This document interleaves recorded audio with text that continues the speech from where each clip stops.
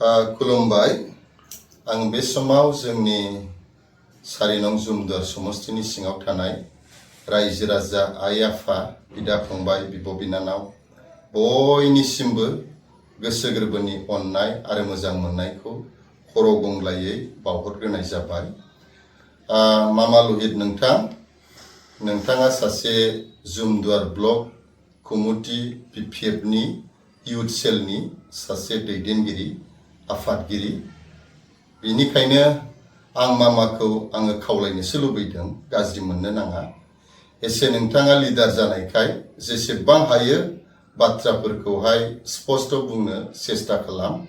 बेबायदि खुदै मन' थाबथा चक्लेट सोबनाय बायदि बाथ्रा बुंनाया लिडारनि थाखाय बियो मोजां नङा। आं खावलायदों, गाज्रि मोननो नाङा। आरो बेजों लोगोसे मामा नोंजों लोगोसे आङो बिपिएफनि जेसेबां फुराना वार्कारफोर दं, नोंसोरो आंखौ मा होनो होनबाय था, मा सोंखारिबाय था, आंहा बुंनांगौ गैया। नोंसोरो सोंखारिब्लाबो आङो गाज्रि नोजोरजोंबो आङो नायनाय नङा, आङो गाज्रिबो आङो मोना। आङो गासैखौबो हजम खालामनानै आङो लागोन। नाथाय आङो बेखौसो आङो बुंनो लुबैयो जे नोंथांमोननि जे पार्टीनि जे बिजाथि केन्डिडेट आदा उइलियाम नार्जारिया, बियो मासे सालानि नासो, बियो बरफनि ना। सानफ्रोमबो सालानि ना जाबाय थायोब्ला, बरफनि ना जाबाय थायोब्ला सानसेब्लाबो बेमार जागोन, आथिं सानाय बेमार जागोन। That means आदा उइलियाम नार्जारिया बियो जोंनि जुमदुवार समस्तिनि बियो मानसि नङा, बियो सराइबिल समस्तिनिसो, बियो सासे दैदेनगिरि। बिनिखायनो आङो जोंनि जुमदुवार समस्तिनि सिङाव थानाय साफ्रोमबो रायजो राजा आरो मानगोनां भटार्सफोरखौ आङो खावलायनोसो आङो लुबैयो, गोथौयै सिन्था खालामनानै नाय रायजो राजाफोर, गावबागाव बेसेन गोसा जे भट, बे भटखौ होनाया सोरनो थिग जागोन बेखौ सिन्था खालामनानै नाय। नङाब्ला जोङो जुमदुवार समस्ति हिसाबै ओरैबायदि जोङो हाखराव गोग्लैगोन जे हाखरनिफ्राय सिखारफिननांगौआ जोंनि थाखाय बहुद खस्थ' जागोन। बेनिखायनो गावबागाव गांफा बेसेन गोसा भटखौ होनायनि सिगां आङो गोथौयै सिन्था खालामनोसो आङो रायजो राजाफोरखौ आङो खावलायदों। आरो बिनि उनाव जोंनि मानगोनां आदा उइलियाम नार्जारिया बियो अरिजिनालि एखेबारे बिपिएफ नङा, 2 नाम्बार बियो बिपिएफसो। आरो जुमदुवार समस्तियाव बियो सासे फुराना मोजां उपयुक्त बिपिएफ लिडार हिसाबै बियो टिकेट मोनाखै, बेखौ जों बयबो मिथिगौ। बियो मानगोनां मा होननानै बुङो हाग्रामा महिलारि सार पिटिसिनि बारग' चिफ, बिथांनो लाख फैसा होनानैसो बियो जुमदुवाराव बियो टिकेट मोनदों। बेनिखायनो जोंनि रायजो राजाफ्रा गोथौयै सिन्था खालामनानै नायनाया मोजां। बियो एखेबारे सासे 2 नाम्बार बियो बिपिएफ बियो वार्कार, आरो सासे एखेबारे नंखाय बुंग्रा बियो सासे दैदेनगिरि।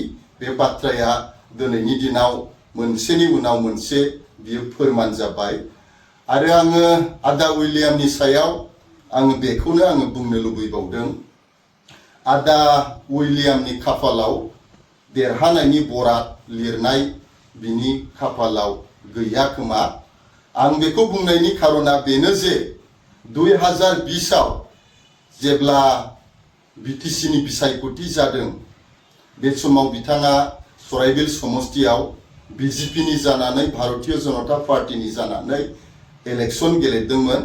जेब्ला बे इलेक्शन गेलेदों, बेनि इलेक्शन केम्पिंआव जोंनि आसामनिनो मानगोनां चिफ मिनिस्टार सर्बानन्द सन'वाला हेलिकप्टारजों फैलायनानै बेनि समस्तियाव इलेक्शन केम्पिं खालामफैदों आरो बेजों लोगोसे जोंनि dynamic leader doctor Himanta Biswa शर्माया गसाइगाव बायदि टाउनाव हर थानानै बेनि थाखाय रेलि खालामदों गोबां गिदिर मिटिं खालामदों आरो बेजों लोगोसे बीजेपीनि जेसेबां नेताफोर दं मन्त्रिफोर दं बिनि जानानै इलेक्शन केम्पिंआव नामायदों थेवब्लाबो मा होननानै बुङो बिथां उइलियाम नार्जारी बिथाङा देरहानो हायाखै दा बेखौ जुदि जोङो खेल खालामोब्ला बिनि खाफालाव देरहानायनि बराद लिरनायानो गैया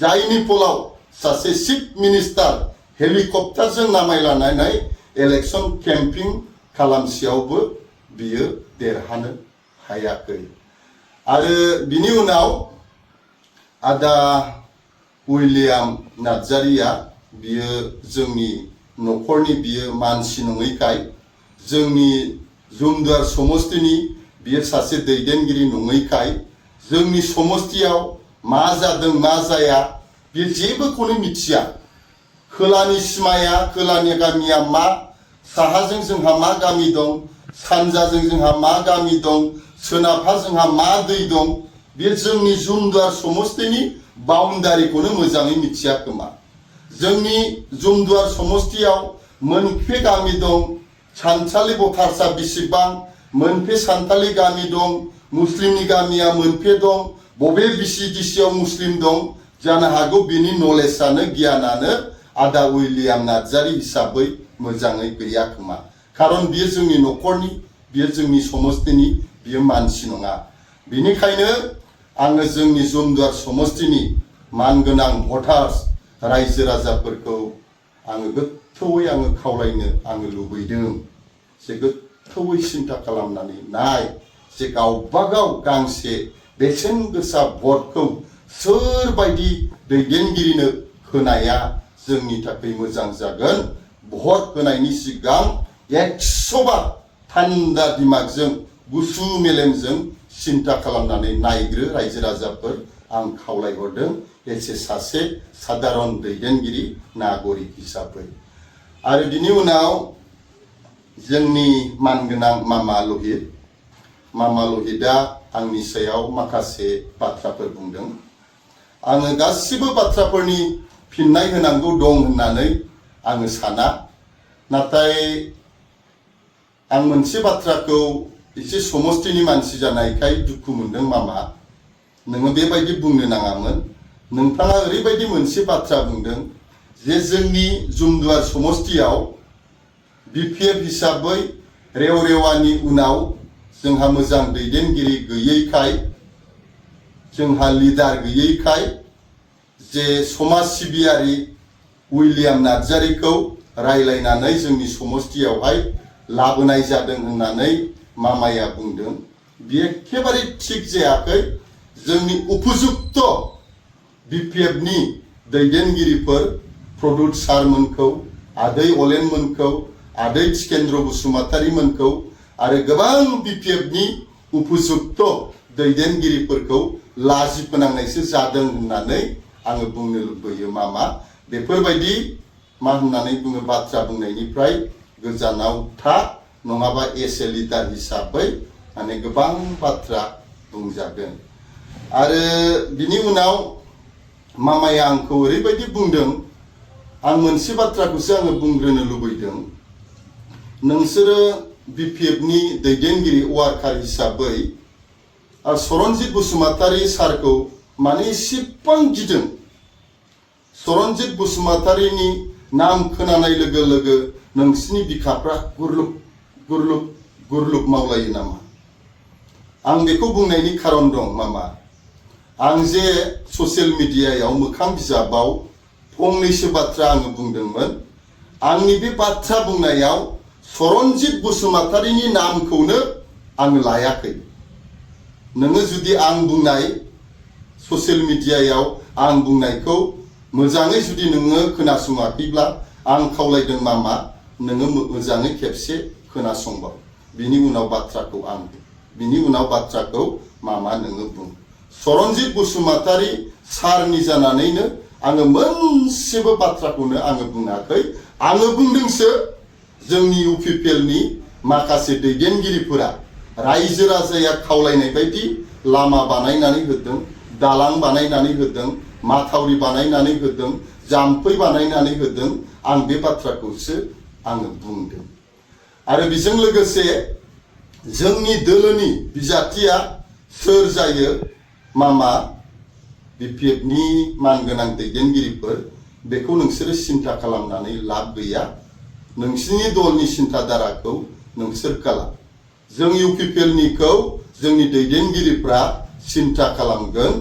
जाय दैदेनगिरिखौ जुमदुवाराव UPPLनि बिजाथि दैथायहरोब्ला मोजां जागोन बेखौ जोंनि दैदेनगिरिफ्रा बेखौ सिन्था खालामगोन। बेखौ नोङो सिन्था खालामनानै जेबो लाब गैया मामा। आं बेखौसो खावलायनो लुबैयो। आरो बिनि उनाव मामा नोङो आंखौ ओरैबायदि फंसे बाथ्रा बुंदों। बे बाथ्रा बुंनायनि थाखाय आङो नोंखौ दाय जाबसिनो नागिराखै। बिनि दायनिगिरिया आंनि बायदिब्ला उइलियाम नार्जारी आदासो। ओरैबायदि फोरमान जादों दिनैनि दिनाव थारैनो बियो एखेबारे सासे नंखाय बियो थगायसुला बियो दैदेनगिरि। जायनि थाखाय मामा नंथारै बाथ्राखौ जे नोंनो बियो फोरमायनानै बे बाथ्राखौ दिनै बियो ससियेल मिडियायाव बुंहोनो हादों। जे नोङो आंखौ ओरैबायदि बुंदों जे उइलियामनो 3 लाख फैसा हरनानै उइलियामनि आगदा आखान्थि जानो नागिरदोंमोन। बे बाथ्राखौ नोंथाङा बुंदों। मामा आङो बुङोब्लाथ' नोंसोरो लाजिनांगोन। नोंसिनि BPFनि जे गोबां दैदेनगिरिफोरा आंखौ कन्टेक्ट खालामदों, आंजों जगाजग खालामदों फुराना दलावनो फैफिननांगौ होननानै। आङो बाथ्राखौ आङो बुंनो नागिराखै। आंनाव गोबां फोरमानफोरबो दं। नाथाय आंनि सिन्थाधाराया आं नोंसोरखौबो गाज्रि होना कुनु BPFआव थांफिननायनि आंना जेबो सिन्थाधारायानो गैया। आरो दिनैनि दिनाव आं बेखौसो बुंनो लुबैयो जे आंखौ 3 लाख फैसानि बाथ्रा नोंसोरो बुंबाय थादों। आं बे बाथ्राखौ बुङोबा आदा उइलियाम नार्जारीया लाजिनांगोन। आरो नोंसोरो साहस दङबा गोहो दङबा आंखौ उइलियाम नार्जारीजों फेस टु फेस खालामनानै हो बे 3 लाख फैसानि सायाव। आरो आङो बुङोब्लाथ' मानगोनां उइलियाम नार्जारीया लाजिनांगोनसो। आं मोनबावनांगौसो दंबावो। बुजिबाय मामा एसे सोंनानै नाय माबा मोनसे बाथ्राखौ बुंनायनि सिगां। दा बेयाव फैसानि खोथायानो फैनो नाङामोन। फैसाया जोङो मोनसे समाव जेब्ला BJP हिसाबै जोङो दंलायलायोमोन एसे परिचय जोङो दंलायलायो। आरो बिनि उनाव जोंहा माखासे आयदाखौ लानानै जोंहा फैसानि एसे लेनदेन जादों। बियो आंनावसो बियो फैसा लाथ'दों। गावनि फंबायनो फैसाखौ बियो हरहोदों। खेबनै बियो आंखौ हरहोदों। दा बे बाथ्राखौ गोलाव खालामनांगौ दं होननानै आङो सानाखै। आरो बिनि उनाव माबा नोङो बुंबावदों जे उइलियाम नार्जारी आदाया खनब्रै दल सोलायदों होननानै नोंनाव मा फोरमान दं निरद होननानै सोंदों। आं मिनिनोसो लुबैयो आरो नों जे सासे एखेबारे गियान गैथारै नलेज गैथारै सासे दैदेनगिरि आङो बेखौ बुंनोसो लुबैयो। नाथाय नोङो दुखु दामोन आरो जे जोंनि गसाइगाव ओनसोलनि बुजिबाय क'क्राझार जिल्लानि गासिबो दैदेनगिरि रायजो राजाफ्रा मिथिजोबगौ दासिमाव उइलियाम नार्जारी बिथाङा खनब्रै दल सोलायबाय। फार्स्टआव बियो जेनेबा BPFमोन। बिनि उनाव 2020आव बियो BJPनि जानानै इलेक्सन गेलेदों। आरो बिनि उनाव बियो BJPनिफ्राय मानगोनां जोंनि चिफ प्रमद बर' सारजों मिलायनानै बियो थाफैदों। BJPनिफ्राय मानो फैदों बेखौ नोंसोर मिथियाब्लाबो जों मिथिगौ। गोनां जायोब्ला बे बाथ्राखौबो जोङो बुंगोन।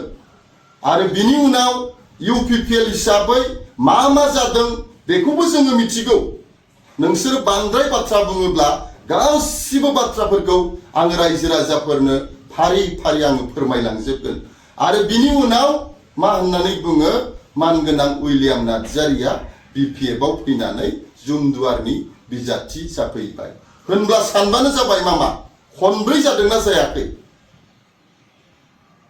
आं फिननायखौ होबाय आरो बिनि उनाव मा होननानै बुङो आंखौ माखासे खोथा जोंना मामा लहित बिथाङा बुंबावदों आंलायनो सासे मा होनना बुङो अभार स्मार्ट दैदेनगिरि रावबो आंजों मा होननानै बुङो रायजो राजा गैला रावबो आंखौ मोजां मोनग्रा गैला बेबायदि बाथ्रा आंखौ बुंबावदों मामा आंखौ लानानै सिन्था खालामनो नाङा आरो आंनि सार्टिफिकेटखौ आं मोजां ना गाज्रि आंनि सार्टिफिकेटखौ आं नोंनिफ्राय लाया नों सार्टिफिकेट होनांगौनि गोनांथियानो गैया आं मोजां ना गाज्रि आंनि सार्टिफिकेटखौ रायजोआ होगोन आरो आं बुंनानैबो लायाखै आं एखेबारे सासे मोजांथार आङो दैदेनगिरि होननानैबो आङो बुंनानै लायाखै दा नोंथांमोना बुंनाय बायदि रेवरेवा नार्जारि सारा खननैसो दल सोलायनायनि थाखाय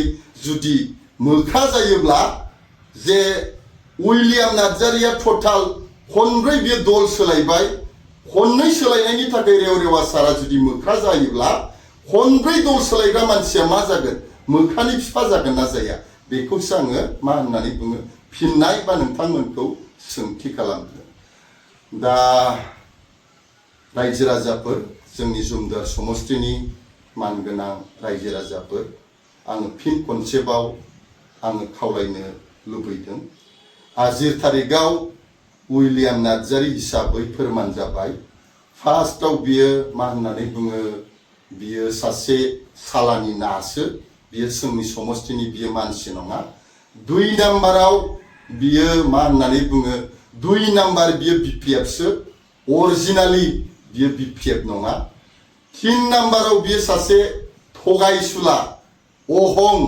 नंखाय बाथ्रा बुंग्रा बियो सासे दैदेनगिरि बेनिखायनो जोंनि जुमदुवार समस्तिनि मानगोनां रायजो राजा आरो भटार्सफोरखौ आङो खावलायदों जे गावबागाव बेसेन गोसा भट बे भटखौ उइलियाम नार्जारिनो भट होनायनि सिगां 100 बार सिन्था खालामनो थाखाय आङो बे समाव रायजो राजाफोरखौ आङो खावलायदों आरो आंखौ मामाया फंसे बाथ्रा बुंबावदों आंखौ ओरैबायदि सोंथि खालामदों अनिरुद्ध नार्जारि हिसाबै अरिजिनाल UPPL ना चरणजित बसुमतारी UPPL आंखौ बेबायदि सोंथि खालामदों मामा चरणा नार्जारि नङा चरणा बसुमतारीसो चरणजित बसुमतारी गोसोआव लानाया मोजां आंखौ बेबायदि कुइसन खालामदों निरद नार्जारि हिसाबै अरिजिनाल UPPL ना चरणजित बसुमतारी UPPL दा आं बिनि फिननायखौ नोंनो होनांगौ दं होननानै आङो साना मामा आङो अरिजिनाल UPPL ना चरणजित बसुमतारी UPPL बेखौ जोंनि UPPL दोलोआ सिन्था खालामगोन बुजिबाय आरो जोंनि UPPL आ मोनसे डिसिप्लिनजों सोलिग्रा बियो मोनसे पार्टी जुदि आङो दलनि इलिगेल बेरेखा जुदि आङो खामानि मावदोंब्ला दला आंनि सायाव डिसिप्लिनारि एक्शन लागोन नोंहा बेयाव बुंनांगौनि मोन्थाय दं होननानै आङो साना दा रायजो राजाफोर आं खावलायबाय गोथौयै सिन्था खालामनानै नाय